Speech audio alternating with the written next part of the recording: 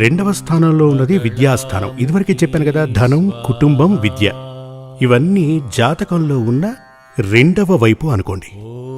కానీ రెండవ స్థానంలో ఉన్నటువంటి గ్రహాల్ని చూసి మాత్రమే ఒకడు డాక్టర్ అవుతాడా, ఇంజనీర్ అవుతాడా అని చెప్పటం కుదరదు. ఎందుకంటే రెండవ స్థానం ధనస్థానం, విద్యాస్థానం కూడా. ఇతనికి రెండవ స్థానం బాగుండాలి, అలాగే 10వ స్థానం కూడా చాలా బాగుండాలి. ఈ రెండింటినీ కంపేర్ చేసి చూసుకున్నప్పుడే ఇతను ఏం చదవగలడు, ఇతన్ని మనం ఏం చదివించగలం అనేది నిర్ణయించుకోవచ్చు. 10వ స్థానంలో ఉన్నటువంటి గ్రహాల కన్నా రెండవ స్థానంలో ఉన్నటువంటి గ్రహాలకే శక్తి ఎక్కువగా ఉంటే ఆ గ్రహం ఏ ఉద్యోగాన్ని సూచిస్తుందో అదే మనం చదివించడానికి వీలవుతుంది.